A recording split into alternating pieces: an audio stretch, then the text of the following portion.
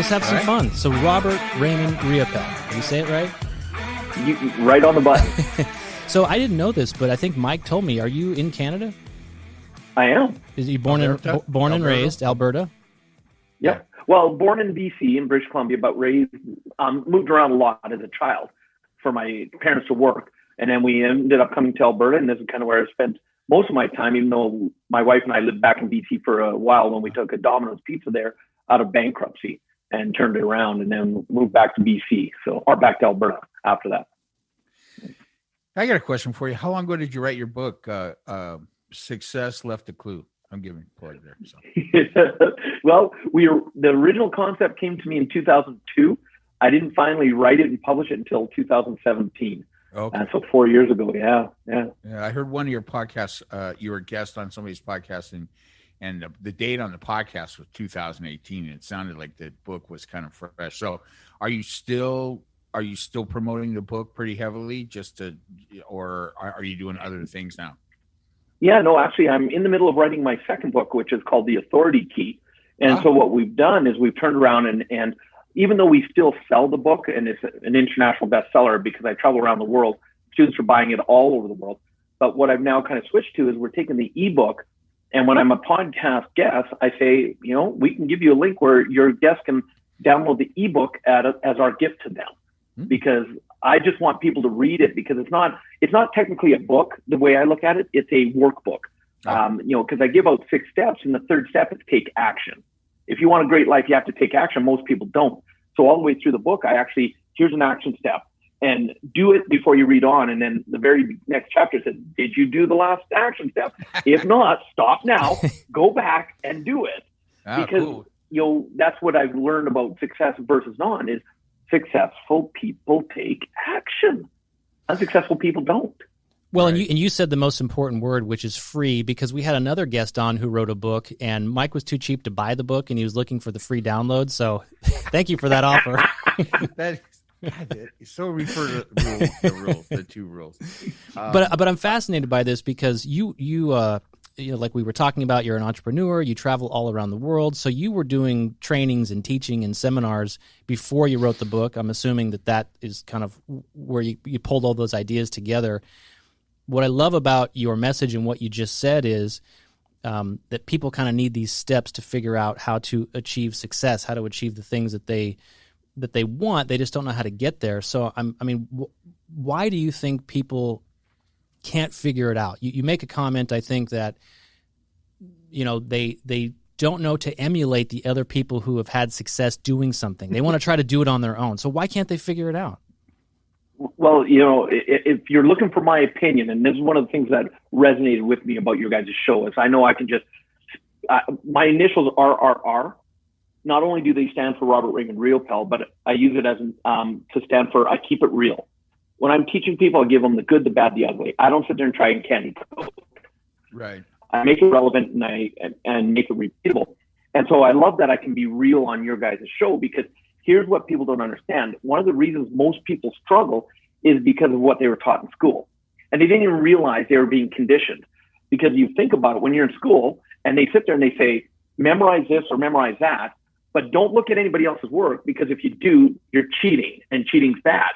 Don't ask someone for help, because if you do, that's cheating, and cheating's bad. So also now we're out of school and we're going, I'm here for the real world. Oh, there's a system, but if I follow that system, I'm following what they did. I'm not doing the work on my own, so I must be cheating. And we don't even realize what's going on in our subconscious. We actually sabotage ourselves because we've had 10, 11, 12, 15 years of education basically saying, figure it out on your own. And that's why, through my book, I give out clues. And one of the clues is because most people, they struggle because they see it as something that works, but they try to reinvent the wheel because subconsciously they don't want to be a bad person. And the greatest way to have success is to actually find something that's been done that works and model it. So my clue is I tell people, if you want to reinvent the wheel, do it later. Do it later. Find the system, follow the system, get the success. And then once you have the success, if you still want to reinvent the wheel, then reinvent it, because at least you have the success up front. Right. That's pretty cool. And that's the way I look at it. Well, you have the unique perspective that you've traveled all around the world. So given what you just said, I mean, I'm assuming is this a cultural phenomenon? Is this happens? Is it a generational thing, or I mean, what's going on? Yeah. Well, the first time I started my trainings was all through North America. So that's all I had experience of. 2007, we went to do a training for the first time outside of North America and was in Asia. And our biggest fear was, we're going to Singapore. We have 6,000 students for 3 solid days, 12 hours a day on stage. What if they don't have the same crap going on up here that we do?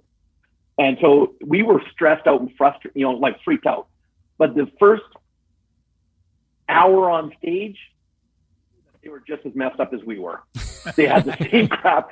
And now I've experienced it all over the world, is that it doesn't matter what culture, what upbringing, we all have stuff that we've been conditioned with that holds us back. And a lot of it's the same. And they're limiting beliefs. And it could be, say, India. India, you're told that what you're going to be, or else you're a failure to your family. You're told who you're going to be married a lot of time. And so now they're having the courage to step up and say, no, that doesn't work for me. But there's how many that are still being held back because it's centuries of that belief in place. And we're all messed up in our own ways, but all very similarly. So no, it's worldwide. It's absolutely worldwide, Travis. So how about you? Do you have when did you figure this out? Do you have a mentor? Do you have a group of people that you kind of emulated when you had that moment, that epiphany that went off? I mean, how did you figure it out? You mean that type moment? Right. or what I call a one-handed clap. Right. Do you guys know what a one-handed clap is? Yeah, Mike's demonstrating. Yep, Mike got his Mike's hand right on his head. Yep, just like that. Yeah. Yeah. Actually, I'm still having my aha moments because one of the things I learned early on, I'll never know everything. And the moment I think I do, I'm done. But probably when it first started coming on, my brother-in-law, and I'm going to kind of date myself. I think I'm a little closer to Mike's age than probably yours, Travis. But dating myself, my brother-in-law, when I was a Domino's Pizza franchisee and we were struggling and we weren't doing well, he said, look, you need to listen to this guy named Tony Robbins. And I've got his cassette tapes that you've got to listen to. Mm-hmm. And I'm like, I'm not listening to some motivational guy, something like that. It just wasn't in my realm. My belief was you work hard. If you're struggling, you don't let anybody know. You just figure it out on your own. You just keep going. Never let them see you sweat. By the time my wife and I were, that's right. I was going to say, didn't you refer my wife and I to were that? Franchisees for 8 years. Yeah. Didn't you refer to that as go ahead, immigrant outlook? Just work hard and everything will be okay. Didn't you, in one of your podcasts, I think you referred to that as kind of the immigrant's outlook on hard work. Does that sound familiar to you, saying that? But I don't know if I would have put it that way. That does not sound familiar, but it's a total belief I have. Absolutely. Okay. I think it might have been said by the podcaster that was interviewing you. I listened to a couple different guys. So they were both of those guys. One was some kind of branding guy, and the other one was obviously a fan of yours and had his own podcast. Go ahead. Who's not a fan? Well, yeah, I can tell you there's some people that aren't, which, you know what? That's cool. And that's perfect. That's perfect.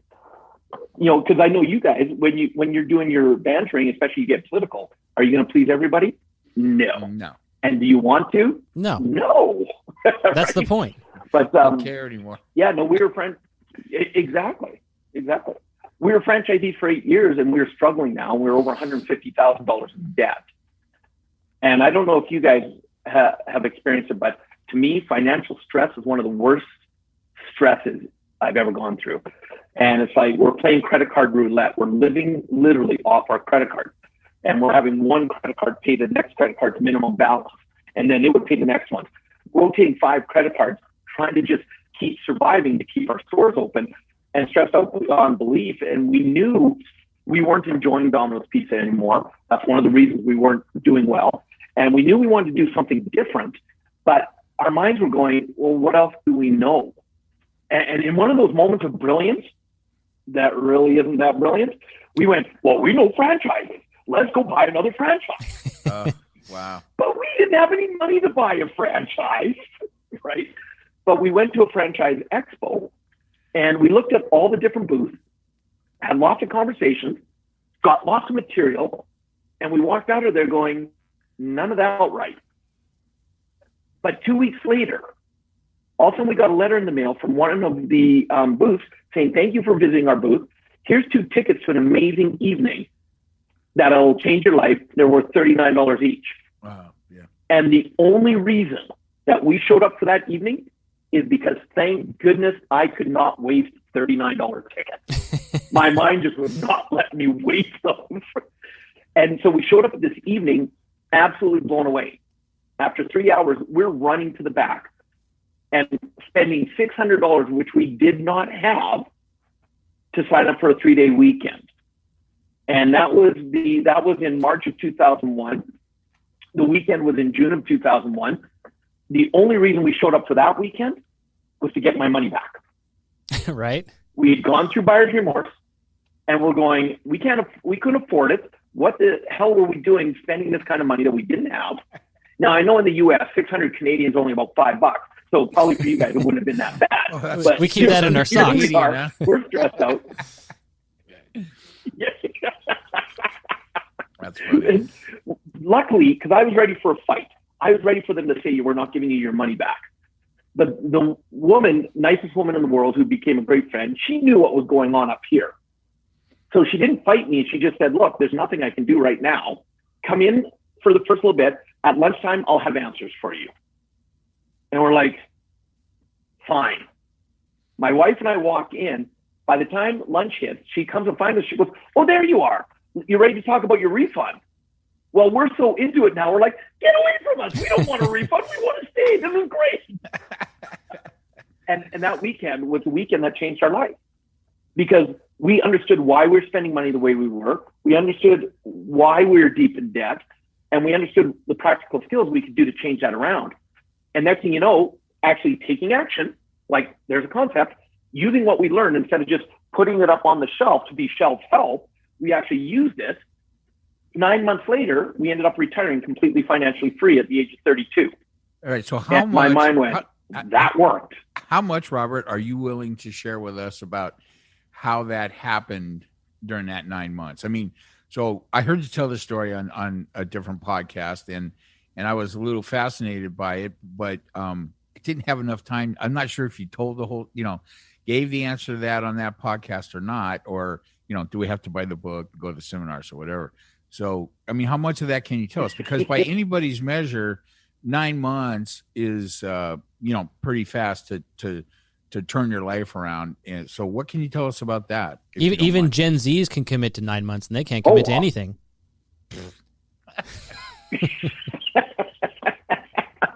Well, hey, I'll tell you all the details. I have no problem telling you that. Okay. Because the first thing that we understood is we thought being financially free meant we had to be wealthy. And I'm going to guarantee that both either you, Travis, or you, Mike, and definitely a lot of your listeners are probably going, when they hear that story, go, wow, he went from $150,000 in debt to being a multimillionaire in 9 months. And I'm going to tell you, no, that's not what happened. Okay. See, first you have to understand what financial freedom means. Financial freedom, the definition of financial freedom is when your passive income, money working without you having to work, whether it's investments, business that you're not having to run, but it's making you money. When your passive income is greater than your expenses, now you're technically financially free. Why? Because if you're not working, at least you still have enough money coming in to pay those expenses.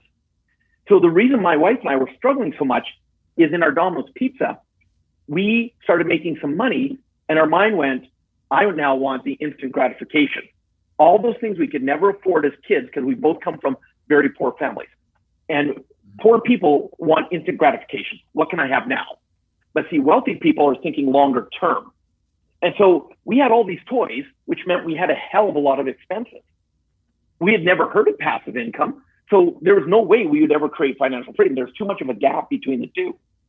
And one of the things we learned in the weekend is if you want to be financially free, be willing to make hard decisions. So my wife and I sat down and we said, look, obviously what we've been doing hasn't been working. Are we willing to take a hard look at our finances and see what we're spending on money that we don't need to? And when we started looking at it, there was a couple obvious. One of our Domino's pizzas was in a resort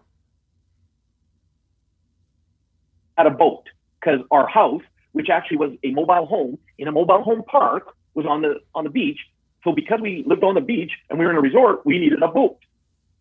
Well, the stupid thing was, our busy season for our store was boating season. Right. So we couldn't even use our boat. It sat in our driveway, but we were paying all the expenses. We had 2 vehicles. My wife and I were working open to close together 7 days a week. So we only use 1 vehicle at a time, but hey, we're successful. We have 2 vehicles and all the expenses. So we started cutting our expenses dramatically.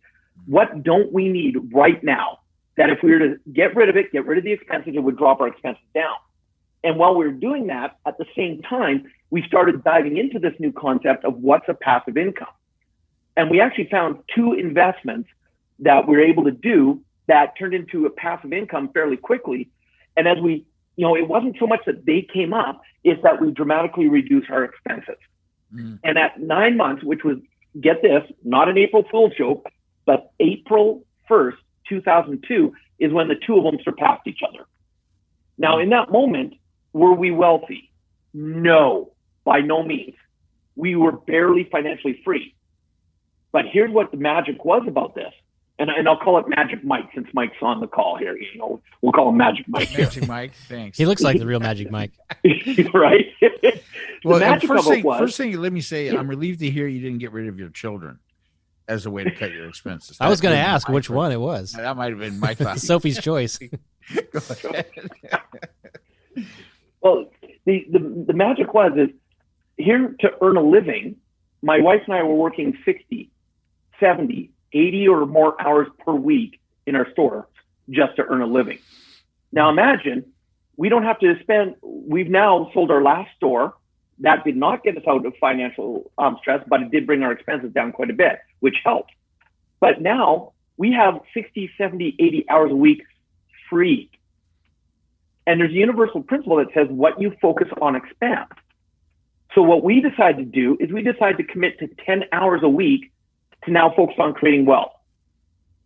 And there's a saying that says, where attention goes, energy flows, and results show.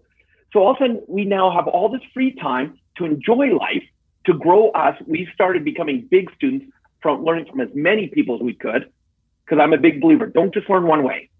Learn from as many people as you can. And while we're doing that, we're taking those 10 committed hours per week to say, how do we now create wealth? And shockingly enough, creating wealth became very easy. So what I want your listeners to understand is this, guys, is don't focus on trying to get rich. Let's get you financially free first. Reduce the stress. Give yourself some time. Now let's focus on getting rich, because it becomes a lot easier at that point, if that makes sense. So let me ask a question. You mentioned 9 months, right? But you didn't know it was going to be 9 months. So no. In your mind, it could have been 9 years, right? You just knew you had to make some changes. So did you give yourself a deadline? How far were you willing to commit? 9 months in retrospect seems pretty quick, but to you is probably a lifetime as you're going through it. Oh, absolutely it was. And to me, it's not about the amount of time. It's just the fact of making a commitment and then holding to the commitment. Because that's the other thing I see in people is they flip and they flop. And people, they ask me, they say, Robert, why is it when you came out of retirement? Because I did take 3.5 years off. I started training when I became a trainer. I trained so hard, I was never home. The only reason I worked, my wife was traveling with me most of the time, and I got burnt out. And I knew I needed to take a year off, but that 1 year turned into 3.5 years because I also hadn't been taking care of myself, so I went through 2 back surgeries. And so in that time, people say, well, Robert, when you came out of retirement, you started traveling around the world, not so much in North America. Why? And the answer was because, and this is the unfortunate truth, because Trump was president. Research shows that in North America right now, No, this is way before that. The unfortunate truth is that only 3% of people in North America actually will do and utilize what they've been taught. See, whereas in other parts of the world, there's more people do it. More people take action. And I want to be in front of an audience that actually uses what we teach them. I don't stand on stage and living my passion just for someone to go, oh, that was a nice weekend, and do nothing with it. I want people to take action. Why do you think that is? You could go in a hole. I mean, you said something that resonates with me. I don't like being told what to do. Google this book. Yeah. Well, and it's not so much being told what to do. It's feeling entitled is what it is. There's an amazing book called Pendulum. And one of the authors is a gentleman by the name of Michael Drew. And he talks about 2 40-year cycles that the people go through in different parts of the world, go through the different cycles. One 40-year cycle is, and they went back, him and the co-author, they went back 3,000 years to prove this. And they were able to do it. And it's phenomenal what you learn in the book. But to keep it basic, one 40-year cycle, people are looking to be taught, teach us, help us, we'll implement, they'll do the work. But the other 40-year cycle is prove it to me. I should just be given this. Why am I doing the work? And in about 2005, US and Canada entered into the 40-year cycle of entitlement and prove it to me. So we're about 15 years, 16 years into this cycle, whereas other parts of the world at the same time went into the I'm ready to learn. I'm looking for the teachers. This is why all the big names, you see them all over the world, but not so much in North America anymore right now, is because they're going to where people will actually implement it. And the good news, though, is with awareness, people can then say, hey, I choose to not be one of the statistics. And so I have amazing students all through North America, but they are harder to find because most people, especially when something like the pandemic, and you guys have probably seen it, how many people sit there and go, well, give us the stimulus packages. I can be at home and still make money because I don't have to do anything. Great. And that's, frustrating for me because I want to help people be able to have their greatest life. But that timeline, and it does take work. I'll never say success is easy. Right. The timeline that you mentioned, that 2005, I mean, I was immediately thinking, I bash on millennials all the time. And to me, I was immediately thinking that is around the date range that the millennials kind of came into the workforce, were graduating college. And, here in the U.S. anyway, had that handout, wanted to make 6-figure incomes with their first, work experience. And so I don't know if that is unique to the States. Maybe it's not. But is there any correlation to that timeline at all? It's part of it. It absolutely is because of the timing of what's going on. Yeah, you go to other countries and the millennials there actually do put in hard work. They're like, I'll do whatever it needs to because they're in a different cycle, right? They're in the opposite cycle. And so, and it's really, to me, I found it very fascinating and it explained a lot of things. It also allows me now when I'm in front of a North American audience, I'll either kick them in the ass harder or I'll be in a more understanding space because it depends on how people, because you don't even know you're going through it. And there's that saying, you don't know what you don't know. But once they're aware of it, and then they can make a choice based on having awareness, well, then now that's where I'll kick them in the butt. If they're still going, yeah, but no, just make it easy for me and I don't want to have to do anything, just send me money. Right. So. Robert, do you have an idea of what the age range is, the major age, without calling them millennials or whatever? What are you looking at mid-20 to, late 50s or where's your audience? What's the biggest age group you think that's coming to see and learn from you? Oh, no age range. I've had as young as 5 and 6 in my audience, all the way up to 92, 93. Yeah. Wow. But so go back on that point, go back to the kind of how you set this up by saying in school, we're taught to learn a certain way, to do things on your own and not to look over at the successful people who were scoring A's on the test because that would be cheating and you're copying from them. And so that's 18 years, 20 plus years of schooling. So how many years does it take to undo it or retrain the brain to think a different way? And so to Mike's question about the age group, is there a certain point where you're too old to figure it out? You can't teach an old dog new tricks? It's too late. Oh, yeah. That's a good story, Mike. That's a good story. and it does come to the openness. Well, let me explain like this. Have you guys seen that documentary all about of course I wanted to think of it. The name just went out of my head. The social dilemma. It's the couch funeral social curse. Dilemma. Yeah, Right. Yeah, post this show, you'll never be able to remember anybody's name or the name of a book or the name of a movie. Right. It will just pop out of your head. You can feel free on your future podcast appearances to blame us for that. Hey, ever since I went on the couch funeral, I can't remember jack shit. So. Well, and I did remember it. It's called Social Dilemma. Did you guys watch that movie? I have not. That sounds familiar. I have all the streaming services. So yeah, check it out. It freaks a lot of people out because it goes into how social media is tracking everything you do, including how long you look at a picture, how fast you scroll, or how slow you scroll, and it's sending you feedback based on what you look at. And people are going, "How dare they track me that much? How dare they really, make me buy by sending me advertisements based on what I'm looking at?" And a lot of people were freaked out about it. And then a really good friend of mine, he said, "Have you looked at it in the other direction, though?" And I don't know about you guys, but Travis and Mike, do you guys believe in the law of attraction? In the law of attraction? To some degree. Okay. The social dilemma is actually the greatest example of law of attraction in your life. Because whatever's in your feed is put there because of what you're looking at, what you're focusing on. Yeah. So let's use politics. Oh my goodness, when things were going back and forth during the election, and someone would go, "I can't believe I'm seeing all these posts about these people that they like Trump and I hate Trump." And it's like, well, do you realize you're attracting it? No, I'm not. Okay, what do you do when you see one of those feeds? Well, I tell them my feedback. Yeah, so you're saying I'm going to fight against it, so we're going to give you more to fight against. Right. And so to answer your guys' question is the change can be instantaneous. And this is what my friend found. You go onto your social media, any one of your platforms right now, and you just go to something you like, and you hit instead of just liking it, put the little love symbol, and you love a few of the things you absolutely love. Watch how quickly your feed will adjust to show you what you were focusing on. Yeah. So the change can be instantaneous. I don't care your age. The hard part is the maintenance, because we're creatures of habit.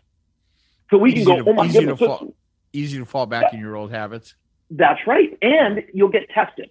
You'll be sitting there and you'll be going through your social media and you'll only be clicking on things you like. This is good, that's good. And then you see something that just happened to be on your feed and you slow down a little bit to look at it longer. And the feed goes, "Oh, let's send them a little bit of that." And all of a sudden, if you don't stay conscious to it, of course it comes back in. And this is why it's important to have coaches. It's important to have mentors. It's important to have people that can see what you're not seeing, because you're not looking at it through your eyes.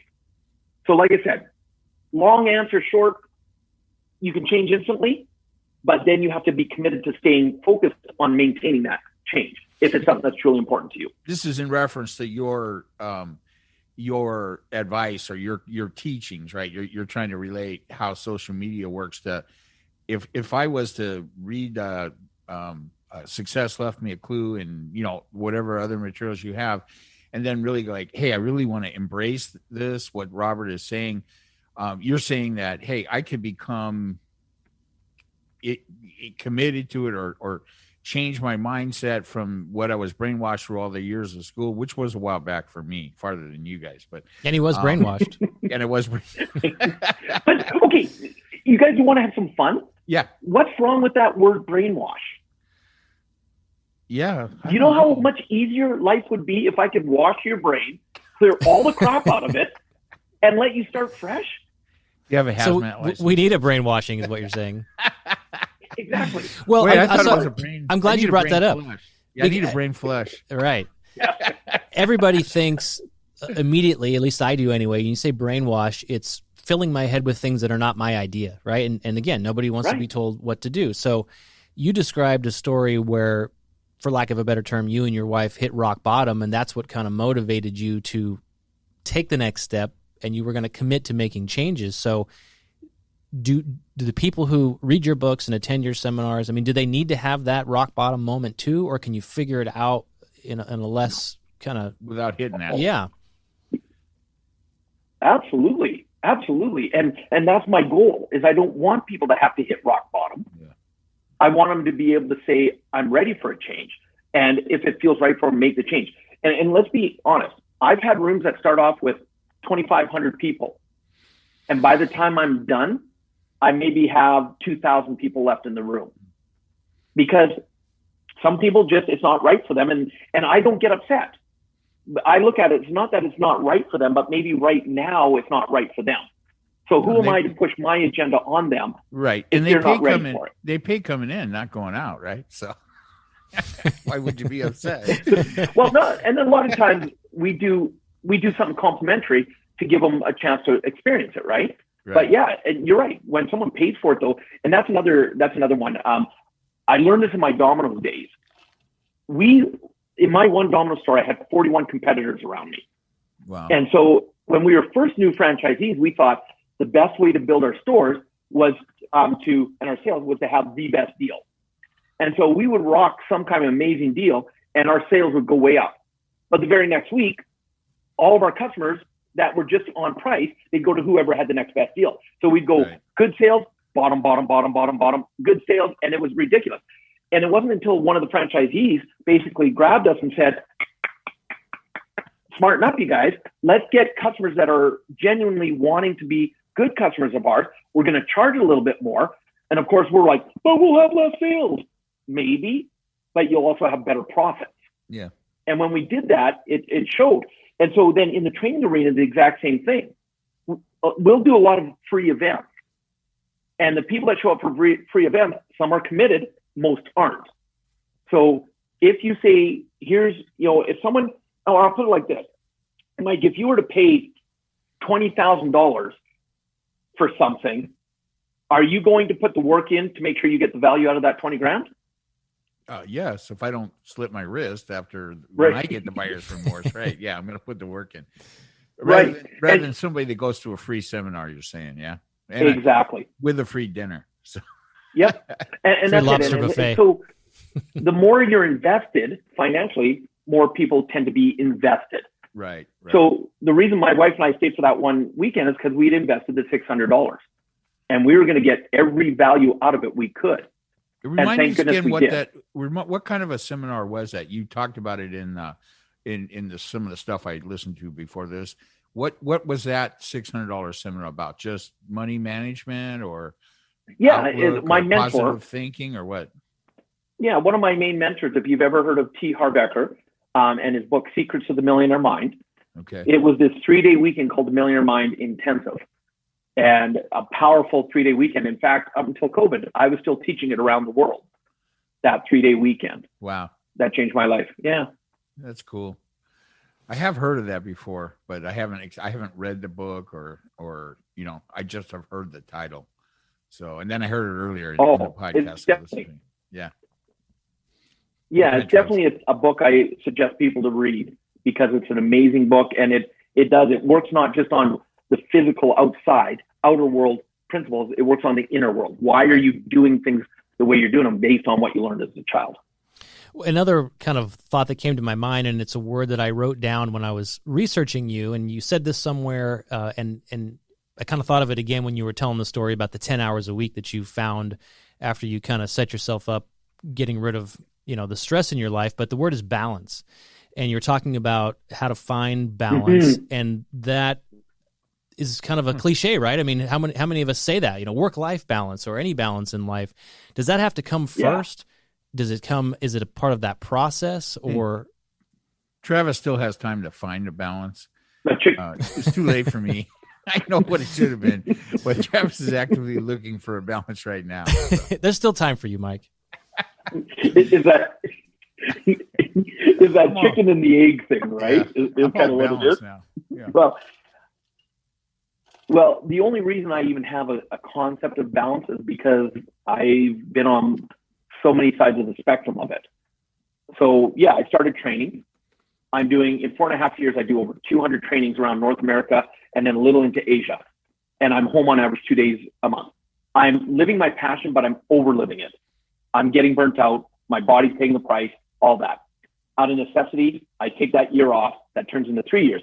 But in that 3.5 years, actually, I went from over living my passion, which is not good, to not living it at all, which is just as bad. Because now old negative habits started to come back in. Remember I said about maintenance. All of a sudden, the things that had made my wife and I financially struggle, those old ways of being started to go, oh, just do this, just do that. Don't worry about it. You guys are financially set. But had we kept on that path, we wouldn't have been financially set any longer because it could get undone just as easily as it got done. So I went from one extreme, over living it, to the other extreme, not living it at all. And the day I decided, and it's kind of, again, it's that saying, everything happens for a reason, and that reason's there to serve me. And a lot of people know the first part of that statement, that everything happens for a reason, but they don't hear the second part, which is that reason's there to serve me, which means get curious. What is the lesson? And in August 10th, 2010, I'm 2 years into my hiatus, into my break, and I had said I was going to take a year off. And the universe, God, whatever you want to go by, was sending me these little signals. Robert, start training again. You said you're only taking a year off, but I ignored them. And you know when you ignore a message that's coming your way, what happens? You get it again with a little more intensity, right? Mm-hmm. Mm-hmm. And on August 10th, I ended up getting attacked by a dog that lunged at my throat. Oh, Jesus. And thank goodness it missed my throat. And there's a whole story to it, but because I was standing up, my chin dropped. So it got my chin instead of my throat. And it ended up puncturing on my face and then ripping through my jaw, which took 9 stitches to get done up. And in that moment, I went, why did this happen to me? But then when I stepped back and I said, okay, why did this happen to me? All of a sudden, a saying that came to my mind that I've been teaching students for years is that which is not utilized is eliminated. And see, my gift is to teach people, and had the dog bit 1 inch over, it would have got my jugular, and me and my gift would have been gone just like that. Yeah. So in that moment, I made the decision I had to train again. I didn't have to train financially. I had to train because it was my purpose, if that makes sense. Train other people. Yeah, train other people, yes. And the moment you make a decision and you commit to something, have you ever noticed the universe will bend over backwards to support you? Within 2 weeks. I don't know about Travis. He's kind of an atheistic, agnostic kind of guy, and I'm certainly not. I'm certainly right there with him, but I'm more of an agnostic. But that leaves open the possibility for me that things happen for a reason, or something reaches out, the universe, however you want to put it. I'm not above embracing that kind of a concept. So you started to think that because you had been taking more time off than you planned, and maybe you were lollygagging a little bit or some backsliding a little bit, you better get back to work. Is that what you're saying? The dog attack kind of woke you up? Yeah, and not so much get back to work per se, but go back to sharing my gift with the world. Right. Because if you don't, it's going to be gone.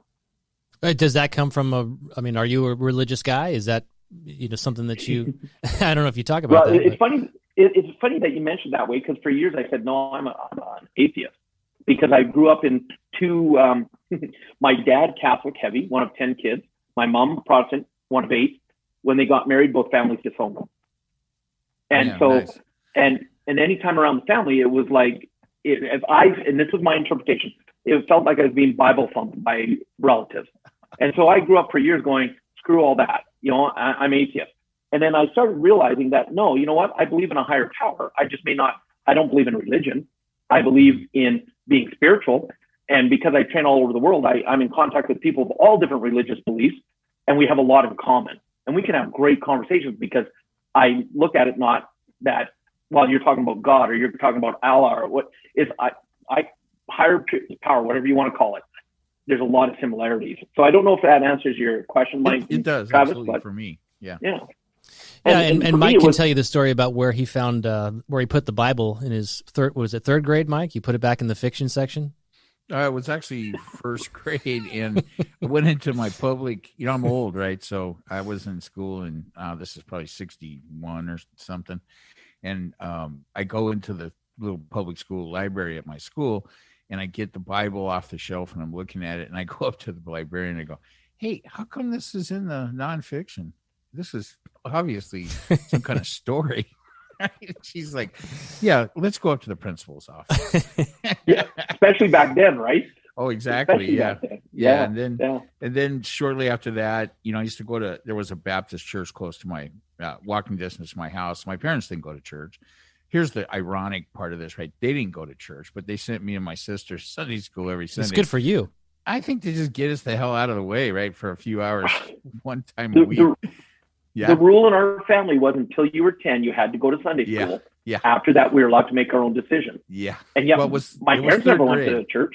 Yeah, it was third grade. It was third grade Sunday school where I just got up in the middle of class and go, "Hey, I'm going home. This is nonsense. Take all the lambs and all the rest of these characters, and I just don't believe it." And I went home, and that's what my mom's. I'm pretty big. I'm a large guy, but at that point, my mom was not going to, try to make me go to Sunday school. She goes, "What are you doing home?" I go, "Yeah, I'm home for good.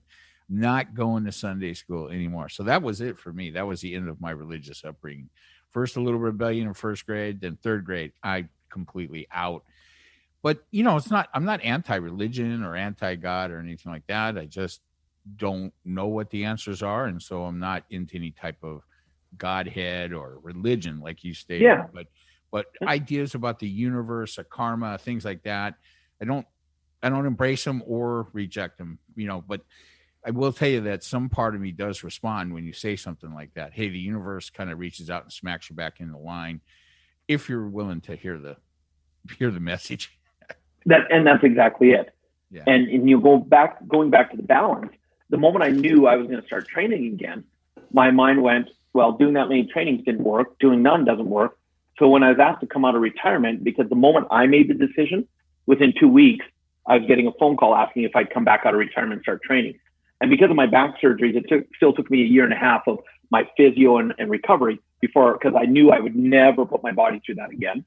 Mm-hmm. And one of my upfront stipulations was, no matter where in the world you use me, I will only do 20 trainings a year. So I still have 6 months at home because I love my time off. And so what I realized is most people think balance is where everything's perfect in line. It's like that euphoria, like, oh, but that's not reality. Everything's always changing, and your listeners won't see that I'm moving my hands up and down. But to me, balance is actually adjusting, constantly adjusting to keep your life going in the direction that you want it to go in. That's balance to me. It's called keeping your balance, right? That's it. That's right. Exactly it. Yeah.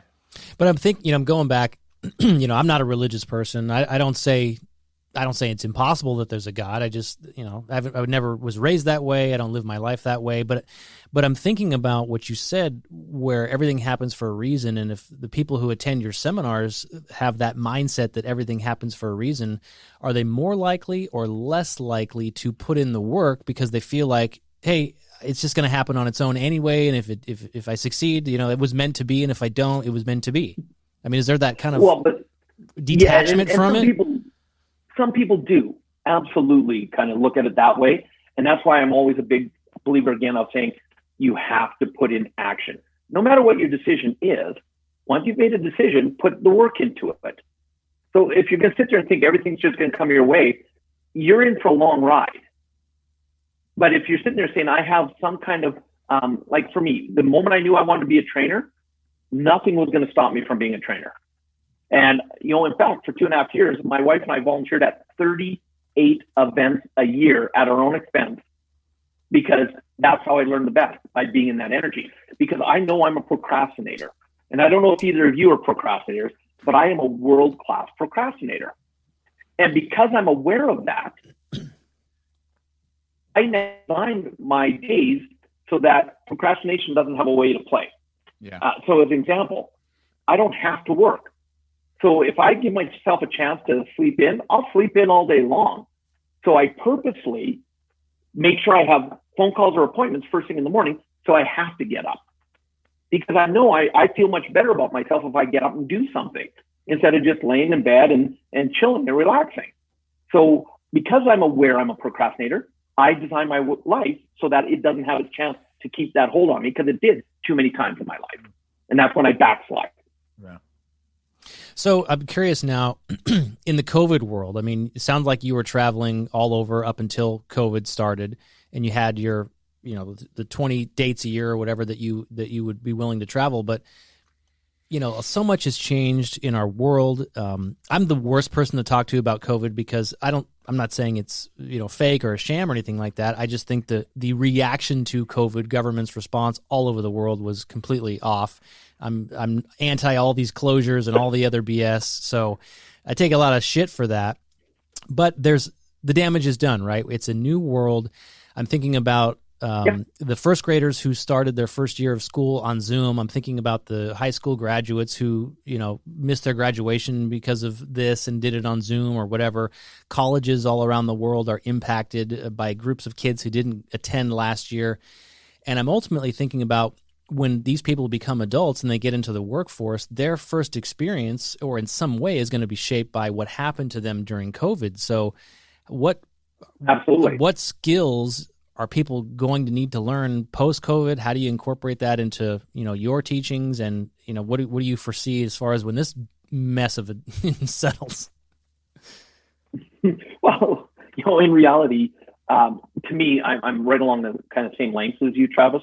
And so there's two very powerful words I use in my vocabulary all the time, which is what's next.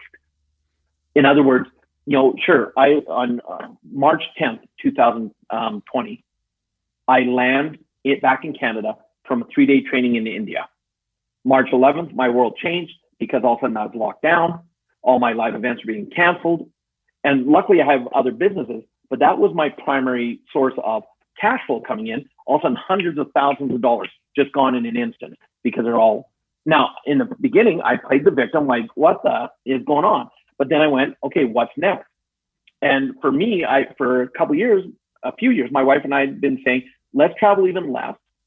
Let's actually have the students come see us. And we had bought this acreage we now live on, a beautiful executive acreage, with the intention of building a training center right on the acreage. Because students will pay a lot of money to come mastermind with me.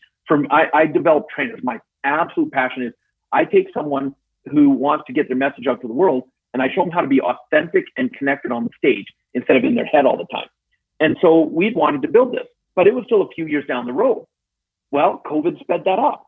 And the moment we went, what's next? It's like, well, Robert, you got to get your stuff out online, digital, for people to be able to see it without having to go to a live event. And we wanted to build a training center. So now, if you look out my kitchen window, we're about 2 weeks away from our big center being complete. And I can't wait to move into it, because now I'll have 1,500 square feet of proper studio and all that I was explained earlier. And I'm thrilled about that. So those words have served me very, very well. And so people are acting like this time in our life, sure, it was a global impact. But how many times in history have we gone through, not the same thing, but changes? And so if you have those two words and say, what's next, it allows you to adjust. Any big company that was a Fortune 500 company in the 30s and 40s, maybe one or two of them are left in the world because they didn't adjust.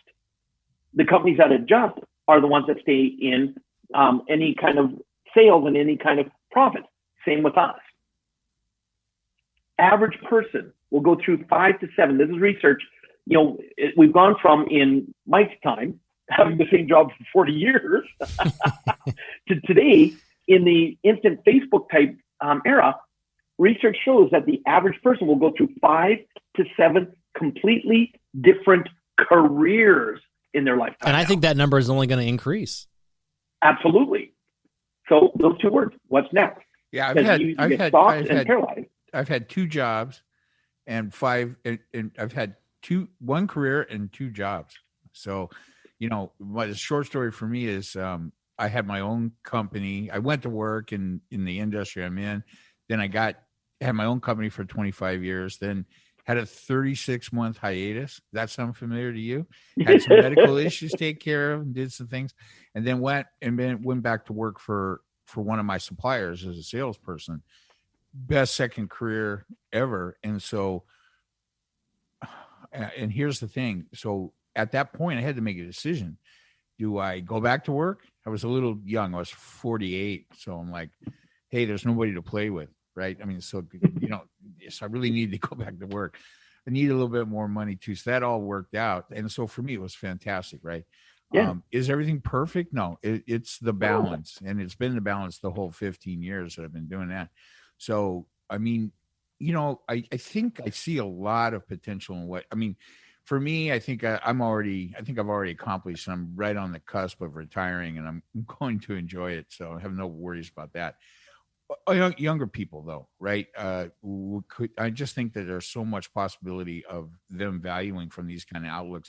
Can I ask you a question before we lose track of time? How much does your current teaching or training involve looking at financial management through the idea of the 6 jars that I heard you talk about it on different podcasts? Does that ring a bell for you?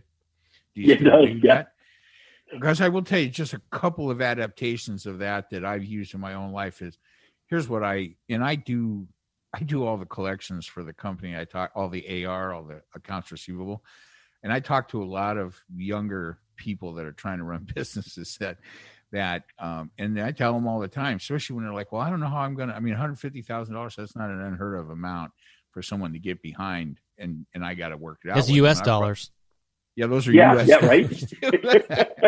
And I got to bring these people back into some kind of, healthy situation. That's really the biggest gratification I have at this point. I mean, I like training too. I like training people in our industry, to be safe and all that. But here's the first thing I tell them. Hey, you want to know how to get the bill you have with my company down?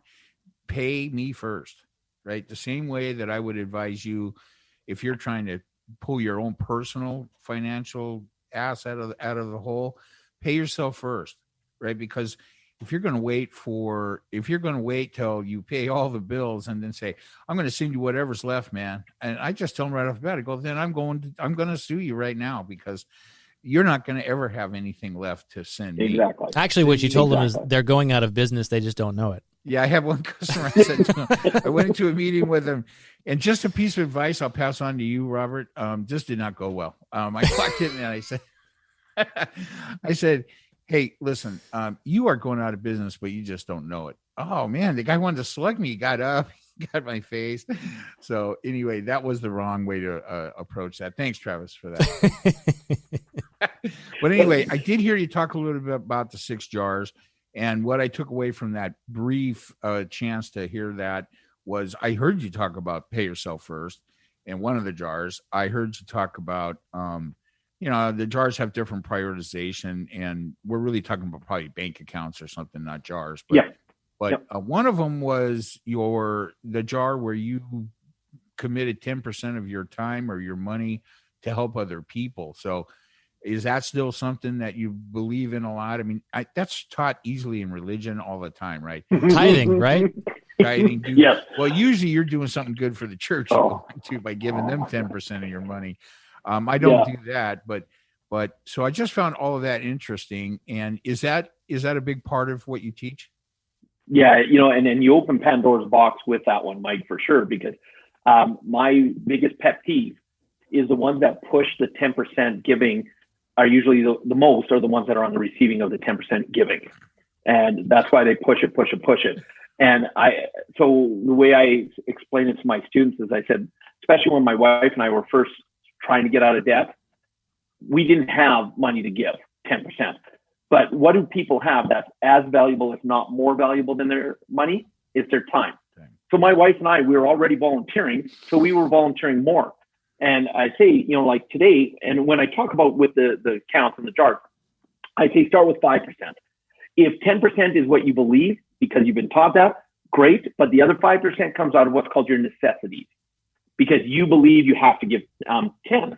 And the key is, though, is you give what you can, because it's that thing that says you can't give what you don't have. So if you can't even take care of yourself, how do you believe you're going to be able to take care of others? And so volunteer and give your time. Today, it's so easy for my wife and I to say, hey, we'll just write a check. And every business I start, we automatically find some kind of charity to give to, because we're big believers in giving. And we start off with 10%. And it's so easy to write the check. But nowadays, my wife and I, what do? We say, we're not just going to write a check. We're also still going to volunteer because we love just getting in there and helping wherever we can. And with having the ability and the freedom time-wise to do that, it just, we love to be able to see the faces of the people's lives that we're helping to impact. And I don't care what the job is I have to do. I've scrubbed toilets. I'm in not at the same time, I'm not scrubbing toilets and making food, but I've been in Thanks kitchens. for that. Yeah, right. You're not in Los Angeles. Yeah, I'm not in. I don't go into my ego and say, "Hey, I'm going to volunteer as long as I get to do this." It's Right. Where do you need me? Where can we be of the best service? And if I'm new, I'm not expecting to have the best job. So that's where it's been. My here in Alberta, can't believe it's already 11 years ago. A small town north of us got wiped out by a wildfire, and we had just come back on a holiday, and we had our RV still hooked up, and my one brother-in-law lived up there, and my wife and I decided, we said, why don't we go up and see where we can help? We knew they were evacuating people to a town about 60 miles away. We'll go U.S. Mileage, about 60 miles away. No, so we you guys showed talking up. Kilometers, huh? You guys talking 100, 100 kilometers. Yeah. And so that's we're 300 the miles, only right? fucked up country that's doing it wrong. don't even get me started on that one. So we pull into where they had a multiplex that they'd used as their emergency center.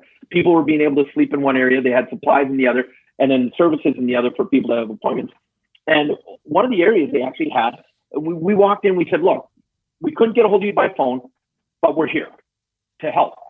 And they kind of had this look like, whoa, expecting a lot of expectations. What is it you want to do? Whatever you need for us to do. Well, what hours are you available? Well, if we can park our RV with the other one out on the lawn, you tell us whatever hours. Well, would you do 12 midnight to 8 or 9 in the morning? Yep, done. Really? Yeah, you tell us where you need us to work.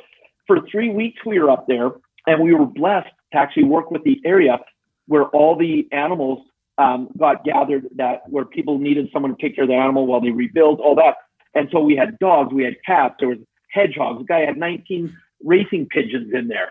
And all day long, we're getting to walk dogs, feed dogs, clean up shit. That was the fun. And I'm going, actually, as we watch people, I went, thank God I'm working with the 4-legged, not the 2-legged. Yeah, exactly. and the people kept coming up going, I can't believe you guys are just willing to do whatever. It's like, why wouldn't we? But most people have. That's that entitlement and expectation. I'll volunteer on my terms. So when it comes to giving, give what you can, whether it's money, time, or both. But absolutely, to me, giving is very important. I got another quick question on the jars that, so when you were saying, hey, so you go, one of the jars is, hey, what are the absolute necessities, right? And so I heard you talk about how, I think maybe it was your Pizza Hut franchise, one of them or both of them or something. And you had to say, okay, and you talked about it earlier. Hey, got a boat. That's not a necessity, right? Or whatever. So what goes in? So do you have any advice about what goes in the necessity jar? And I heard you just say, look, so if you really decide that giving is something you really think you need to do for whatever, for the karma of it, or so you feel good, or whatever the reason is, and so it's really a necessity, take some of that out of the necessity jar. How do you evaluate the other things that you ended up putting in the necessity jar? Can you talk about that for a minute? Yeah, absolutely. But one of the things I will say, Mike, is your mindset going to where a lot of people do. They're all worried about the percentages and the amounts and what fits where. And the amount in that is not as important as the habit. And I will hit this home again and again. The habit of managing your money, way more important than the amount. And I don't care if someone starts with $10. You start with something to get the habit going, because we are creatures of habit. But necessities, rent or mortgage, car payments. For those of us who still needed a haircut, could be a necessity. Your gym membership. It's those things that are in life that are your utility bills, the things that to have your day-to-day life. Now, that being said, you also have to understand, when my wife and I came into the training, we learned about this the first time, our necessities were well over 100%. That's why we were going deep in debt, because we had all these expenses. So, and I tell people, you have a choice. If your necessities are too high, and we give a target range of about 55% is where you want your necessities to be at. If you're higher than 55%, you have two choices. Get rid of some of your expenses, reduce it, or make more money, or both. Wow. And so we started the habit, we were well over 100%. Today, we're at about 20% necessities, which means now our retirement, our what we call our FFA, the financial freedom account, that gets more than the 10%. Things that we want to save up for long term, that gets more than the percentage because we've taken a big chunk out of our necessities. We have a great life, but we don't, again, over exaggerate and live bigger than we can. We kept it down because we learned the hard way. I don't want to go in those financial positions again. Right. I have a lot of the reason why I'm kind of quizzing you on the jar stuff is especially this one, and what everything you just said make perfect sense to me. And I'm looking for a way to try to get these ideas across to some of the people that I work with, because here's the thing. They owe us $80,000 and they can't figure out how to pay it. And that because they have spent $80,000 more than they took in. And so I'm just looking for ways to get it across to them. And I think this I know that the jar thing, and this isn't the first time I've heard it, hasn't appealed to me, but I really like the way you explained it, especially the last part where, hey, your necessities shouldn't be more than 55%. Otherwise, you're on a road to them being 110%. And that's where you're going into debt. Not only are you spending all your money, but now you're somehow using your credit cards or some other nonsense to go into debt, right? Yeah. And what people don't realize is no one's holding a gun to your head saying you have to live in the house you live in, rent the car or own the car that you own, drive that car. So that's coming back to that instant gratification because they want to keep up with the Joneses, right? So I know my wife and I for 4.5 years lived in our RV. And one of the reasons was because as the last part of our Domino's career, we were going around to different stores that were bankrupt or about to go bankrupt. We'd go in, retrain the staff, 3 months later leave, sales and profits going up. And we didn't want to live in hotels. So we bought an RV to live in. And when we finished our Domino's days, though, we kept living in it because we're like, we don't need a house right now. We're enjoying this. Right. And we did that for 4.5 years. And as I started training again, then it was, well, maybe it's time to build a house or buy a house. And so we did at that point because now this is the next right step for us. Cool. And that's when we ended up moving back into a house. But we were willing to do what needed to be done to be in the position that allowed us to have the life now we have today. And people are going, but Robert, I don't want to have to work my ass off. And what if I don't accomplish it? This is life, ladies and gentlemen. If you're relying on who's getting elected next to control what your finances are going to do, you're going in the wrong direction. You take control of your own life so that you create your own economy. See, I can live anywhere in the world, doesn't matter who's in power, and I know I'm okay financially. And a lot of what you're describing, and not to boil it down to a simple point, but a lot of what you're describing is basic financial literacy. And so why is that not taught? I don't know about in Canada, but it's not taught here in the schools. And obviously this debate about canceling student loan debt and these fucking kids, they agree to take on $250,000 in debt, even if they think they're going to come out of college and have a high-paying job like a dentist. You're going to work your entire career and maybe pay it back. So, I mean, is it part of it that it's not taught? Is it part of the entitlement that's in there as well? And how do we break that? Well, and it's the same all over the world. I don't know of any country that's teaching financial literacy. But think, okay, so if you want to go back in history, why was school created, Travis? Got it. So we're not all a bunch of dummies? I don't know. Well, if you look at the word kindergarten is a German word that stands for children's garden. And so basically the Germans needed mom and dad in the factories creating. And they knew they couldn't have both parents if the children weren't being taken care of. So they created the children's garden to take care of the children while the parents were working. And also they started realizing that, wow, because if you think about it, only wealthy people way back when ever got educated. Right. But now all of a sudden it's like, if we, not only can we get both parents working, but also if we now keep the kids in this school thing, we can teach them to be the next workers. And that's where we teach them the trades. We're not going to teach them to be financially successful. We're going to teach them how to pick a trade, how to work at the trade, and get a job and work the rest of their life, and maybe retire one day. That's why schools are in place. That's why they don't teach financial literacy. And look at the university or uni, as they call it in different parts of the world. Uni, how many people actually use what they studied? what they went to university for. Very little, I think. Right. But so kind of focusing on this, the statistic that you mentioned earlier, people might have 5 to 7 career changes. I think that number is only going to increase over time. So Absolutely. what skills in 2021, in post-COVID, what skills do people need to know? How do you go to, here in the U.S., let's say it's 4-year, secondary education, maybe it's more if you're going to go into a specialized field, but what do you need to know? How do you get that training so that you can survive in a 5 to 7 or more numbers of careers in your life? Career future. Yeah. Yeah. Well, it's to me, the number one skill to learn is flexibility. Don't have that open mind. Don't get stuck in one way. Because if you're so focused on one way of being the only way, you're going to miss all the opportunities coming your way. And I'm a big believer in find what you love and then learn how to make money doing what you love. Because now when you wake up in the morning, even if it's a tough day, you wake up going, okay, things are not bad. Versus how many people wake up going, oh, I don't fucking want to go to work today. I can't believe it. Right. And how many people do that? So one of my passions is finding people, helping them find their what they love. But no, Robert, I can't do what I love. Haven't you heard of starving artists? Yeah, that's a belief you believed in. Well, what about, I can't do this and make money? That would be too easy.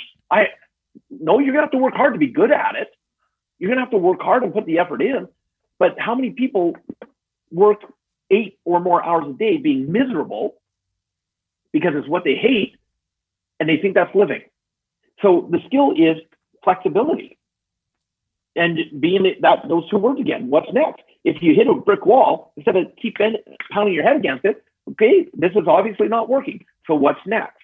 And if you're open to learning new things, like had you told me 20 years ago I'd be traveling around the world inspiring people, I would have told you you're full of it because I didn't know what I didn't know. So does that mean saying yes to every opportunity, or does it mean knowing what opportunities to pass on? Oh, yeah. And that I like Richard Branson saying, he says, say yes and figure it out later. Yeah. But especially today, though, you get bombarded with so many opportunities. So there's always 2 questions I ask myself before I ever make a decision to look at something further. And because I've done a lot of work on myself, I know what my passion is. I know I love to train. So I ask myself, is this in alignment with my mission? And then when I ask that simple question, if it's a no, I don't go any further on the opportunity. I don't need to look at it. If it gets a yes, I go to the second question. Does it move me towards my vision? And if it's a no, again, dead in the water. Even if it was a yes on the first one, if it's no on either of them, don't even look at it. And because of that, I eliminate 95% of the opportunities. And picture, when I'm on stage, I have hundreds of opportunities being pitched my way. And so I quickly in my mind go through those 2 questions. If it's no to either, I just say, thank you, I don't have time for that. Or what do you mean, like a Shark Tank thing? People are trying to pitch you business ideas and looking for an investor? Oh, yeah. Really? Or just, hey, if we do this, we'll make a lot of money together. Or what about this? I think this would be great for you, Robert. Oh, yeah, I get pitched on, because think of it, a small audience when I started with 2,500 people. And because I'm the one on stage, they think I'm the one that has all the power. And I'm like, what I do now, guys, when I go on a stage, one of the first things I do is I come off the stage into my audience. I purposely pick someone who I know is tall. I ask if they'd help me out. I have them stand up. We look at the camera so everybody sees it on the jumbo screen. And I say to the audience, I say, I want you to notice something. I am short. And that's the response I get from the audience. And so I turn around and I say, the reason I'm pointing this out is I don't want you to think that just because I'm on that stage, I'm any better than you. I'm not. In lack of better terms, I'm as screwed up as everybody else. Now, is it possible I know something that maybe you don't know? Absolutely. But isn't it also possible you know something I don't know? Absolutely. So understand that I'm just like everybody else. And I set that context right off the bat because I don't want people to, one of my mentors, probably the greatest advice I never chose to take. Figure this out.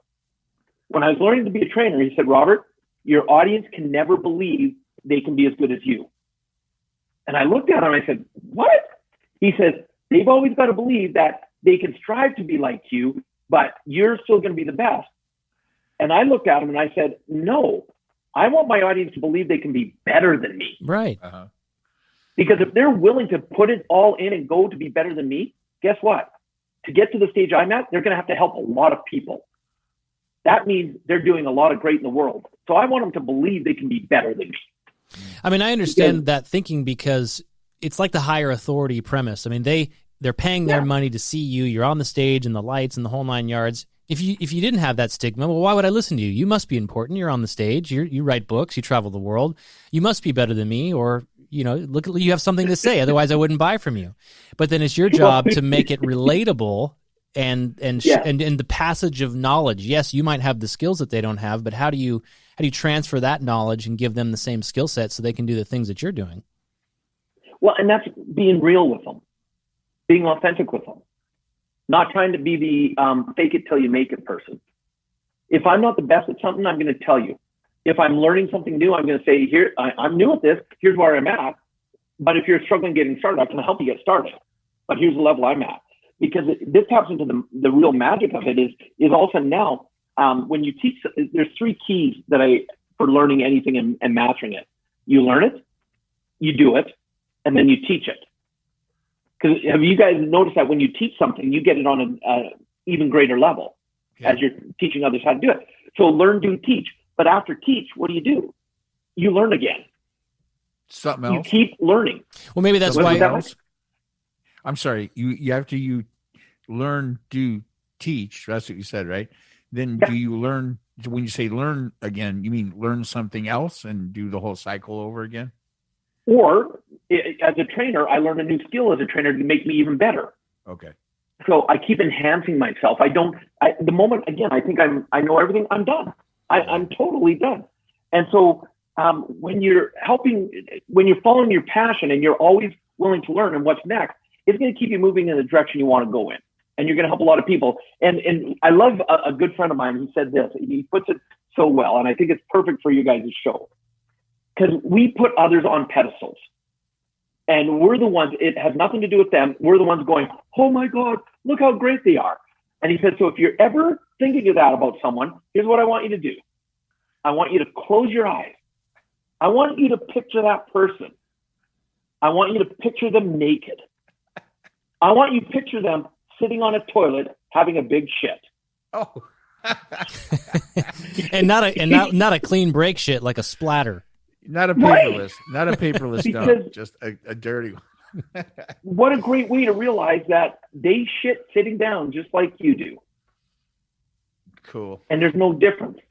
It's just our mind that makes a difference between people. It seems to me that the piece that people might miss is the teaching part, that cycle, that circle, if you will, that you were describing.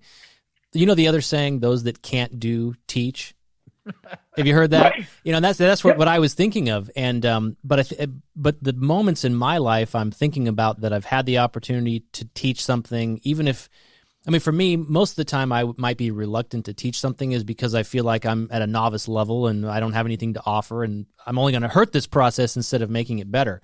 But the opportunities that I've had to actually teach or coach or pass on the knowledge, you're right, I have always gained something from that. But I suspect that maybe that's the piece of the puzzle that people leave out the most. Absolutely. And think of where that other saying came from is you look at, and it's a frustration for people, say, that go through university compared to an entrepreneur. An entrepreneur will go to someone who's teaching business and they're going, when's the last time you ran a business? Right. Well, I learned about it in the book. Yeah. When's the last time you actually were in the trenches doing it? Or someone's teaching marketing. Okay. What marketing do you actually do? Now, kudos to the ones that actually do and then teach it. But that saying, those who can't teach, usually comes from someone who goes by the academic. Look at all the letters behind my name. Right. And I go to countries like, say, India, where the importance is my name is such and such, MBA, PhD, and they got all these letters. And that's what makes them important. And I get up there and I go, well, I'm going to be honest, ladies and gentlemen, I barely graduated grade 12. I got by the skin of my teeth. I didn't go to university. But, I knew it was important to have an MBA. So as I was able to do it, I actually started educating myself and I actually accomplished my MBA. Oh. And you see the educated people like, oh, that's good. And I say, oh, no, before you get proud of me, let me make sure you're clear what my MBA stands for. It's not a master's in business. It's a massive bank account. That's my MBA. It's a what? A master bank account? Yep, massive bank account. It's even better, right? Massive, yeah. Right? Sweet. And so it's all perspective because, I've talked to people who, I hosted an event. This is kind of tied in. And I wouldn't normally share this on podcasts, but because I know you guys love to hit all sides of it. I'm hosting an event where we have the Dalai Lama. We have Sir Richard Branson. We have F.W. de Klerk, who is the president of South Africa that set Mandela free. Right. We have Stephen Covey Sr., one of the final trainings he did. 18 of the world's leading thought leaders on this stage, and I'm blessed to be the host. And it was originally arranged by the university in a city where I was living in. And because of the 2008 kind of bust that happened, they weren't going to be able to put the event on. So an entrepreneur friend of mine said, let us put the event on. You can still bring all your university alumni for the Dalai Lama, for Richard Branson, for F.W. Klerk, and then for all the other speakers, and we'll bring entrepreneurs. So in my audience of 1,300 people, we had 500 academics and 800 entrepreneurs. Now, the academics were only there for when it was the Dalai Lama and then F.W. de Klerk and Sir Richard Branson. Then after that, they would leave and do whatever else, and we'd make the room smaller just for the entrepreneurs to bring on all the other amazing trainers. And because I was the host, I had to be introduced, and because the university was part of it, I really got a huge lesson about academia. Because here we are, and we're setting things up, and my role is to be the host and that, but the academics are in the room, I'm not allowed to introduce a speaker. I'm allowed to get things started, and I can introduce my friend who put the event together, who would then introduce someone from the university to do the actual introduction. Okay. And I'm like, okay, that's fine. I can go with this. You don't have the letters after your name, or you don't have the. That's part of it, and they have to show that they're important. They're the important ones that originally started this. Okay. Because the second day we had the Dalai Lama. So the first day, and then they say, when the first speaker's done, you'll give instructions, but then you need to introduce this person from our university who's going to come up and say, here's all the instructions for our people as they leave. It's like a continuous plug for the university. Oh my God, it was crazy, right? So the first day, and this woman, she was very in her mind, and I'm a shit disturber. I like to have fun. So the first day goes by fine. And I use what's called accelerated learning. So I'm having call and response. I'm having people raise their hands. I'm having people actually do a lot of stuff. So this first day goes great. I introduce her. She comes up. She sends everybody out. And it was like an interesting room when both entrepreneurs and academics were mixed. As soon as we tightened it down, it was only our students. The first words out of my mouth, I couldn't handle it. And I said, now, how many of you are ready to have fun now that it's just us? Right? Now they got rid of the big heads, yeah. Right. Well, the next day, here was the process, because it was now the Dalai Lama. And the process was, I introduced my friend, who introduced someone from one of the faculties, who introduced another faculty member, who introduced another faculty member. They went through 8 faculty members. That's before ridiculous. The president of the university was introduced, who got to introduce the Dalai Lama. Because they each had to have their 5 minutes of, here's how important I am. They probably raffled those off, too, so they could be in line of succession to be somehow tied to the Dalai Lama. Yeah, absolutely. Pompous and by fucks. the time we actually got started, the entrepreneurs, you could see them in the room going like, what's going on? And the president of the university gets up, and the first words out of his mouth, I'm not going to have you have to call back anything I say or raise your hand. None of that stuff. Right? Like you were and doing? I was laughing. Yeah, like I was doing. And I was just having fun with it. And that morning, I saw the woman who did the break, and I'm walking up to her, and someone told me, because I'm a hugger, guys. I'm a hugger. I love to hug people. I'm not a mugger. I'm a hugger. And I was going to give her a hug. I'm like, hey, how you doing? And something in my mind said, don't do it. And I go, do you do hugs? No, I don't. Great. Good to see you this morning. What country was this in? In what Canada. country? In Canada. It was in This Canada. is in Canada. Wow. Oh, it was mind-blowing and eye-opening for me. It's crazy. Wow. Was the that's a great story. was the Archbishop Desmond Tutu, was he there as well? I only asked that because there's a great book called The Book of Joy with the Dalai Lama and Desmond Tutu, and they're talking about their travels together and where they met. And there was some conference, I thought it was maybe in Canada, where they met. So I was just curious if he was along. Oh, yes. Well, the Dalai Lama had come all across Canada, and we were the one location where he was, for our city, he went to our stadium and they had 20,000 people in the audience for an hour. But then he came to our private event for us because we ended up being able to pay some of his expenses to have him come teach our students.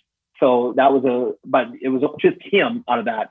So you may have seen Desmond Tutu somewhere else across the journey. Yeah, it was fun. It was a cool event. Is it true about India that you get the shits for a week when you travel there? Can you drink the water? Is it no issues there? Look, it's like anywhere. If you're stupid, you're going to get sick. I keep telling you, Travis, don't drink out of the street. Okay? Yeah. I don't care where you're at. Stop it. Stop. Cup in your hands. It's survival. Yeah, hey, I'm trying to be flexible, and it's survival. Yeah. When are you back on the road again? Good question. Not going back to India anytime soon, I hope. Like we can't go see you. There. I'm pretty sure we can't come to Canada, but you can. Not yet. Can you come here? Borders still closed at least June 21st. And to answer your question, Mike, when it's interesting you brought up of how bad India is. Yeah. Okay, let's put it into perspective. They've got 1.3 billion people. Yeah. So if you actually look at the percentages, they're pretty much right in line with where Canada's at right now. Right. But notice, because it's such bigger numbers, that makes more spectacular on the news of, oh my God, look how bad things are. I said the same thing about the U.S. Yeah. Yep. So you, having been there and know a little bit more about the people and the society there, I mean, do you think that what we hear that is going on in Canada vis-a-vis COVID, do you think that it is the same as everybody else, just because the numbers are so high, because of the amount of people there, that it's no different? Do you think they've done everything as right as anybody else has done it, or did they miss the vaccination train, or what the hell do you think's going on there? I because I don't study that stuff, I couldn't give you a precise answer. All I'm going to just say is every country's handling it differently. Do I get frustrated with our government with how anal they've been? Yeah. But we've heard crazy. We've heard that from other Canadians as well. Well, look, the one trip I've made since COVID. So I landed in Canada on March 10th, and March 10th, 2021, exactly a year later, I was flying to Dubai to do a training, and I got tested up and down and out the wazoo to go in or out of Canada and back in, and 3 days mandatory stay in a hotel. Government approved hotel, which meant it was triple the price minimum. In Dubai or in Canada? In Canada, when I got back home. When you got back. Yeah, I think Dubai is pretty open, especially with vaccine passports and all that. Oh, even before that, when I got to Dubai, this was pre-vaccine passports and all that. The country was totally open. Now, big on wearing masks, but the whole economy was open. The whole economy. And they're not having the issues. Right. It's interesting how fear is such a powerful thing, and divisive. Like, it's dividing people up. So that's why I try to stay away from the topic of it, but because I could go down that rabbit hole. Well, I mean, do you care to weigh in on the political climate here in the U.S.? I mean, how much of that do you pay attention to? I mean, you're an international, business coach, and so what happens in the U.S. kind of is relevant elsewhere around the world. But I mean, the genesis of our podcast has been, was started during the election, Trump against Biden, and we were already experiencing just this massive divide in this country where, I haphazardly throw out a number of 50% that, we're Mike's got his Joe Biden aviators on now. These are my Biden glasses. But it's just, I do think, and Mike and I have been discussing recently, that I don't think we're past the point of no return. I don't think there's irreversible damage done in this country, but things got fucked up there for a while, and COVID on top of that has just brought out the worst in people and the worst in humanity. So, What are your thoughts looking down from up above? For me, you're not going to change someone else's mind, no matter how much you argue it. And so how much energy are you putting into that? It comes back to, I'd rather put my focus on creating my own economy, enjoying my life, taking care of my family, being with family. Because here's what other research has proved. For every 1 minute of negative energy you bring in, it takes you 5 times the amount, 5 minutes of positive energy just to neutralize the one. The negative effect of the 1 minute. Yeah. And so to me, it's the awareness of where do I choose to put my focus. I don't listen to the news. And the reason is because CNN, constantly negative news. It'll make you crazy. So it will absolutely. Yeah, good. Mike caught that. I like it. They're being sold, just so you know. Thank God. They're going to be sold. Like my dad, he watches every news he can all day long. And I love my dad for who he is, but I know the first 5 minutes of conversation, it's going to be him telling me, did you hear about this? Did you hear about that? And I'm like, Dad, I don't listen to news, but I let him get it out and then we can have a conversation because that's his reality. But if I was to sit there and go, Dad, don't listen to news, it's only that. And I tried to push my agenda on his, that's where all the kicking back's coming from, is because you've got this group trying to tell that group how to feel and think, and that group saying, bullshit, you feel our way. Yeah. People are going to be people. They're going to feel and believe what they believe. So what do you want to have? A life where you're always fighting and trying to get other people to see your way? Or do you want to have a life where you get to enjoy life and actually be present and not look back and go, wow, what was I doing in that time? Yeah. Well, and that seems to be the culture here in the U.S., and we like to think that it's not that way in Canada. We like to think that you guys are more, progressive. Well, not kumbaya necessarily, but it just you're more accepting of other people's opinions. There's more diversity of thought. But you're shaking your head. No, it's more. You guys are just as crazy as we are. I don't think so. Oh yeah, absolutely. We're just look. I live in the oil field area, so people here are so pissed at Biden for shutting down the pipelines, and they're like, "Who the hell?" And it's just because our main industry, the province, years ago, in my opinion, should have gone away from oil being its main economic way. Yeah. And it's funny because this will kind of give you an idea. One of my favorite bumper stickers I ever saw on a truck. It said, "Lord, please let there be another oil boom. I promise not to piss it away this time." And if you look back, we go pretty much in 8-year cycles. 8 years, things are going great, then they crash. Then we go great for 8 years, then they crash. And people who've lived here for any length of time, they know that's how it goes. Right. But what happens? The oil boom's going, and you've got kids coming out of school, going up. My one nephew at age 18, he's driving a 300 and 700-ton dump truck in the oil sands, making his starting wage was $45 an hour with lots of overtime. He was making over $100,000 a year, and they had one rule. When you're in these big trucks, stay off your cell phone. Yeah. But he got caught on his cell phone, so they, fired him. Oh. He got another job, caught him on his cell phone. He got blacklisted from the whole area. Wow. And his whole focus went to, how dare they? See, you're not going to change people, but you've got to. So again, I come back to, how do I want to live my life? I don't have the energy to try and convince other people that things should be different. I'm just going to live my life. And if that inspires people to live their life, great. If it doesn't, great. No problem. Well, I think from what I am getting from talking with you and looking at, the stuff I listened to earlier today from other podcasts, is that a lot of this stuff, this could be very valuable information for people as they go through stuff like the pandemic. In your area, from what you're telling me, then I'm going to say that because nobody was driving anywhere and travel was off, oil prices were in the toilet. So it had to be the double whammy for you guys. Right? Oh, huge. And I love the favorite Facebook post from one of my friends right at the beginning. Our gas prices went down to 57 cents a liter. He says, I feel like I'm 16 again. I'm grounded and oil prices are low. Exactly. That's great. And I had traveled to the border, to a town right near the border, right as things were really getting bad with our economy. And here there was a convoy of 50 plus pickup trucks.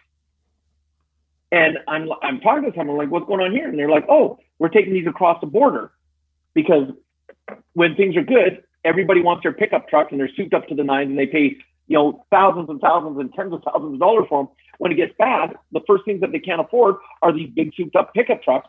And with our Canadian dollars, it's actually more valuable for them, the dealerships, to ship them across the border and get US dollars for these trucks to recoup some of their loss. And so here, they hire all these temporary drivers to do a one-way drive, and then they bus them all back across the border. And I'm looking at this lineup, and I'm going, just like Mike said, I'm like, wow, it's crazy. I'm pretty sure Travis bought one of those. Yeah, I did. I had one. It wasn't in my necessity bucket, so I sold it. Oh, yeah. There you go. He had a giant truck with a jet engine in it. No, what was it? It was a diesel. No, it was just a Dodge Ram 1 ton diesel gigantic pickup, but it served a purpose. I had a trailer. It was a camper, so I used it to tow. Yeah. And then I sold that, so I didn't need the truck anymore. But it also was semi-illegal. We're here in California, and I couldn't register it in California because I took off all the emission stuff. So I think I registered it in Wyoming or something. Yeah. But even you guys are down to whatever you said, 67 cents a liter for fuel. We're almost $5 a gallon here in California. But this was at the beginning. We're back up to now what would be the equivalent of, we're at about $1.30 a liter. So there's 3.57 liters in a gallon. So, we're up to around 4 something per liter, but then Canadian, so 2 cents US. Yeah. We're at, I think it's probably the average is closer to 450 right now. Wow. And I don't know. Yeah. What, you see something higher than that, Travis? No, I think that's about right for average. But what I was going to say is I think almost 70 cents of that is some tax. We passed some, right. What was it? No. More than half your fuel price is tax. Yeah. When I was 16, I started working in a Gulf. You know what Gulf? Remember Gulf as an oil brand, Gulf gas station? Yep. So I went to where that was my first job at a gas station, right? Pump the gas, wipe the windows, all that shit. Change the oil and steal the money. You know how that goes, right?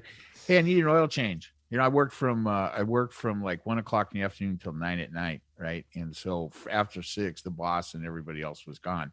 Stick the high school kid there in the gas station by himself at night. So people would come in at 6:30 as soon as everybody left and go, "I need an oil change." Yeah. How are you going to pay for that? Cash or credit? Credit. Yeah, you need to come back tomorrow. There's no mechanic here, and I'm the only one. Or if the answer was, yeah, cash, pull it on in. Pull it on in. He just opens the oil and drips a little bit on the top of the engine, so it looks like I he gave changed him the oil, and I kept the money. I mean, really, come on. You're going to pay me $1.50 an hour. Okay, forget. And you know what gas was then? I remember freaking out because there was a gas crisis or something that year. I don't remember what it was precipitated by, but gas prices were about 34 cents a gallon back then, right? And that's 74. That's 1974. So Travis wasn't born yet. I wasn't. And really? Yeah, I was born in 78. Okay, that's right. So I was already stealing gas and oil before Travis was even born. You heathen, you. I see. You see, you haven't outgrown your devious ways. No. Well, Robert, I don't know how long we have you, but it's been great having you on. This is, your whole approach to life, what you teach, what you do, I think is so important. And it's, like I said earlier, it's refreshing because number one, it's focusing on something positive. But number two, it's focusing on something you can do. I'm a big believer in focusing on what you can control and not what you can't control, what you perceive that you can't control, the shit that's happening around you. Everybody decides for themselves, what time are you going to wake up? What are you going to have for breakfast? What are you going to do with your time is the biggest thing that I think most of us are in control of. And I think a lot of what you are teaching or trying to get people to understand starts with that, right? It's the things that you can control. And it's the thing that, just resonates with me is on the financial literacy is making better decisions, but also being aware of the shit that you're not deciding on, or maybe you don't think you're deciding on, but subconsciously by pushing it aside, you've made a decision that I'm not going to focus on that, or it's not important. And then later in life, it's like, well, how did I get in this spot? Well, you chose to not make that choice, to not make that decision, to not, shrink the debt or whatever. And I think it's just so important. I have young kids. I don't know what they're going to grow up to be. I don't know if they're going to go to college, if they, time will tell, right? I mean, they're pretty young, but I already worry about that for them, the world they're going to grow up in, what they're going to see, the choices they're going to make. And I think what you do is very important. So thank you so much for coming on today. That. Yeah. And I do have a hard stop coming up, but you kind of touched on something when I was listening to F.W. de Klerk, and he was talking to the audience, and he was talking about, I actually found him more enlightening than listening to the Dalai Lama, believe it or not. And he was taking some question and answer at the end, and a gentleman stood up with a question. He said, I'm worried. I'm worried about my children. I'm worried about the world they're going to face and the way they're acting, whether you want to talk about millennials or whatever, right? He says, I'm worried about it. What can we do? And his answer just blew me away. He said, look, when I was a kid, my parents were worried about me, and they thought the world was going to be a disaster with kids like me in it. He said, but I think we did pretty good. So you have to just trust that your kids are going to do okay. Because if you grow up they grow up with you always being worried, then that you're embedding worry into them. Interesting. But if you grow up and you model that this is how you have a life and you enjoy it and you focus on what's important to you, then that modeling is what's going to carry into their lives as well, as then they have kids and they have kids. And so it's not about what you say to them. It's about actually, my parents always, Robert, you can do whatever you put your mind to, you can be successful. That's what they were saying. But what they were modeling, and what I ended up doing the most was I watched them having to struggle job to job to job, moving us all around just to keep working to support the family. So even though they were saying you can do whatever you want and be successful, what they were modeling was you do whatever you have to just to survive. Mm-hmm. And that's what ingrained in me.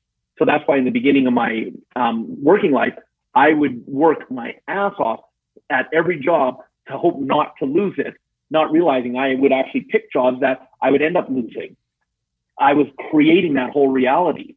And it's when I started to mindset shift. And now parents, the greatest thing you can do is just model for your kids what an amazing life looks like. And trust that they're going to be fine.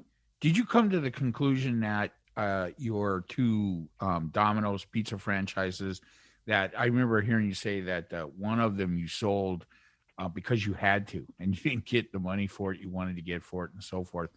And then you still had one left. And I don't remember if you eventually sold it, I understand, but I think you came back at it and said, hey, look, this time I'm not going to look at it. I'm going to try to figure out a way to enjoy this Domino's franchise until I sell it. And then did you end up getting more for it because of that attitude? Yeah, absolutely. And so I've got about 8 minutes just so we know, because I could talk to you guys for days. You have to come back. Yeah, we'll have you back. Don't worry. When I sold my first store, my wife and I thought we had to sell it. And because that energy was coming across, in the beginning, I thought the guy took advantage of us. What I now realize is we allowed him. You teach others how to treat you. So because he knew we were desperate and we allowed him to walk all over us, there was delay after delay. We ended up financing almost the whole purchase. So we started getting monthly payments instead of the money we needed. And it was stressful. And that was in January of 2001, we finally sold that store. And we didn't want to sell that store of our two because it was the one that was profitable. But the only way you could expand in that area was by buying existing stores. So people wanted that store. Our other store, no one wanted, because if you bought it, there was nowhere to expand. So you'd be a one-store, one-trick pony. And so the first one, we sold out of desperation, and boy, did we go through a whole thing on it. The second one, we're now learning different. And that's where we went, you know what? We're ready to sell. But the store is now systemized. It's now running without us. So if it doesn't sell, it doesn't sell. We have a passive income. We're happy with that. But if it does sell, then great. And also in the moment we changed our outlook on it, our mindset, all of a sudden we went from nobody wanting the store to 3 people wanting the store. And so we went to the first young guy and we said, look, here's the deal. Here's the price, non-negotiable. Here's the possession date, non-negotiable. We will tell you the good, the bad, the ugly. As long as you live up to your end of the deal goes through. If it doesn't, if you don't, no hard feelings. We go to the next person. And we were very clear. And he's like, perfect, got it. that worked up until the point he was supposed to put down a $5,000 non-refundable deposit. And he was supposed to meet us at a coffee shop to give us a check. And all of a sudden he's not there. And so we're phoning him going, what's going on? Oh, well. He said, okay, not a problem. Deal's done. We hung up the phone. And now inside I'm going, and we're like, we put a couple months into this, but we knew we had to hold to what we said we were going to do. Right. He called us back right away saying, you know what? I'm on my way. We'll do it. I apologize. And I don't know why, guys, I did it. And with my wife too. She goes, no, tell him the deal's done. He went, have we not been upfront with you? He's like, yeah. Have we not told you everything? Yeah. So the deal's done. You didn't hold up to your end. If you still want the store, you do. And I don't know why this came out of our mouth, but we go, the price just went up $5,000 and you have 3 hours to decide. Click. We hung up the phone. We're looking at each other going, he calls us back within 3 minutes and says, I agreed to the new terms. I'm on my way with the check. Wow. And the day of possession was exactly the way it was meant to be. Everything went through smooth, except for that one little hiccup. And we ended up raising the price. And that's when my mind went, holy shit. The difference between feeling we had to sell a store and to doing it on our terms and having the confidence to own it. Yeah. That was a big difference. Why did he miss the appointment? He just didn't take you seriously? He was having fears of what if. Mm. And because it was a big step for him. He was qualified to be a franchisee. His girlfriend's parents were funding the whole thing. So he knew he was going to be in debt to them. He was going through his own mind stuff. And, but you gave him an easy out, Robert, right? You gave him an easy out. Hey, if you're too nervous about it or whatever, you just don't show up or don't give me the money you said you were going to give me, and you're out of the deal. You had no unrefundable deposits up until that point. He was going to cross the line. Exactly. He was going to cross the line, right? Does he still have the franchise now? Do you know? No, he ended up selling it to the guy he used to work for. Here's statistics for Domino's Pizza. They love to tout the fact that the average age, when I was a franchisee, the average age of a franchisee was 23 years old. That's how old my wife and I were when we bought our first store. And you couldn't just buy a store. You had to actually qualify to be a franchisee, which meant you managed a store for at least a year, met a bunch of criteria to be qualified. They love to tell people 95% of the franchisees started as drivers, blah, blah, blah, blah, blah. That's what they love to say. What they didn't tell people is the average new franchisee would go bankrupt within 6 months. Now, wow. The reason is, and here's the reason. So say, Travis, you're my manager and you're going through all the steps. I'm paying the bills. You're learning. You're following the system. You're doing great. You're now qualified to be a franchisee. And because you've already said, you've told me in our conversation, you don't like to be told what to do. The moment you buy the store and you're now the owner, what's going to happen? Dunzo. I'm going to do it my way. Yeah. Right? And so all of a sudden, the new franchisees would try to start to change the system and they would go bankrupt. And that was the issue, is they went, I'm smarter. I can do it. I've been a successful manager. I can be a great business owner.